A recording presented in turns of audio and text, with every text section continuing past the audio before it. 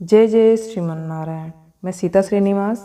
आज मैं आप सबको बताऊंगी वैकुंठ चतुर्थी क्या है। वैकुंठ चतुर्थी की 3 कथाएं सुनाने वाली हूँ।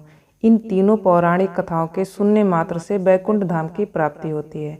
तो ध्यान से सुनिएगा, इस वीडियो को लास्ट तक देखिएगा ताकि आप तीनों कथाएं ध्यान से सुन पाएं। तो चलिए शुरू करते हैं। पहली कथा है वैकुंठ चतुर्थी की पौराणिक कथा के अनुसार एक बार की बात है, नारद जी पृथ्वी लोक से घूमकर वैकुंठ धाम पहुँचे। भगवान विष्णु उन्हें आदरपूर्वक बिठाते हैं और प्रसन्न होकर उनके आने का कारण पूछते हैं। नारद जी कहते हैं, हे प्रभु, आपने अपना नाम कृपा निधि रखा है। इससे आपके जो प्रिय भक्त हैं वही तर पाते हैं, जो सामान्य नर नारी हैं वो वंचित रह जाते हैं। इसलिए आप मुझे ऐसा कोई सरल मार्ग बताइए जिससे सामान्य भक्त भी आपकी भक्ति कर मुक्ति पा सकें। यह सुनकर विष्णु जी बोले, हे नारद, मेरी बात सुनो।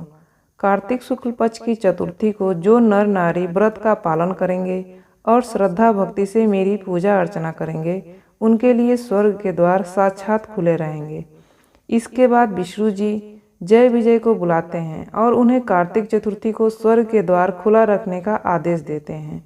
भगवान विष्णु कहते हैं कि इस दिन जो भी भक्त मेरा थोड़ा सा भी नाम लेकर पूजन करेगा वह वैकुंठ धाम को प्राप्त होएगा। पहली कथा समाप्त होती है। अब मैं आपको दूसरी कथा सुनाने जा रही हूँ। ध्यान से सुनिएगा। पौराणिक मतानुसार एक बार भगवान विष्णु देवादिदेव महादेव का पूजन करने के लिए काशी आए। वहाँ मणिकर्णिका घाट पर स्नान करके उन्होंने 1000 स्वर्ण कमल पुष्पों के से भगवान विश्वनाथ की पूजा का संकल्प किया। अभिषेक के बाद जब वे पूजन करने लगे तो शिव जी ने उनकी भक्ति की परीक्षा के उद्देश्य से एक कमल पुष्प छुपा दिया।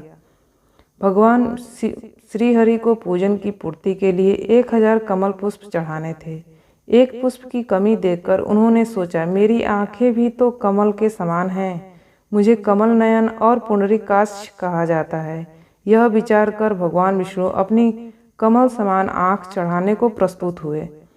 विष्णु की इस अगाध भक्ति से प्रसन्न होकर देवाधिदेव महादेव प्रकट होकर बोले, हे विष्णु, तुम्हारे समान संसार में दूसरा कोई मेरा भक्त नहीं है। आज की यह कार्तिक शुक्ल चतुर्थी अब वैकुंठ चतुर्थी कहलाएगी और इस दिन व्रत पूर्वक जो पहले आपका पूजन करेगा उसे वैकुंठ लोक की प्राप्ति होगी।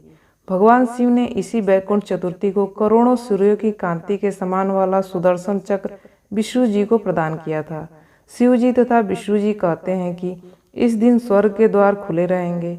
मृत्यु लोक में रहने वाले कोई भी व्यक्ति इस व्रत को करता है वह अपना स्थान वैकुंठ धाम में सुनिश्चित करता है। अब यहीं पे दूसरी कथा समाप्त होती है। तीसरी कथा मैं आपको सुनाने जा रही हूँ। ध्यान से सुनिएगा। तीसरी कथा।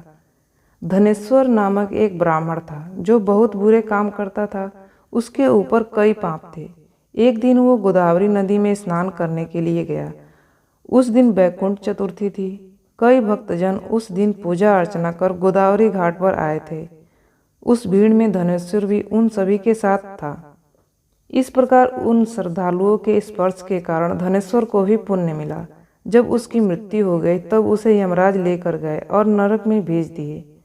तब भगवान विष्णु ने कहा, यह बहुत पापी है, पर इसने वैकुंठ चतुर्थी के दिन गोदावरी स्नान किया था और श्रद्धालुओं के पुण्य के कारण इससे सभी पाप नष्ट कर दिया गया। इसके सभी पाप नष्ट हो गए, इसलिए इसे वैकुंठ धाम मिलेगा। अतः धनेश्वर को वैकुंठ धाम की प्राप्ति हुई। जो भक्तिभाव से इस कथा को सुनता है उसे वैकुंठ धाम की प्राप्ति होती है। ये कथा यहीं पे समाप्त होती है। ये जानकारी आपको कैसी लगी? इस तरह की जानकारियाँ पाने के लिए आप इस चैनल को सब्सक्राइब कर दीजिएगा। आपका दिन शुभ हो, आपका दिन मंगलमय हो। भगवान विष्णु की कृपा आप पर बनी रहे, आपको भी वैकुंठ धाम की प्राप्ति हो। इसी आशा और विश्वास के साथ इस वीडियो को समाप्त करती हूँ। जय जय श्रीमन नारायण।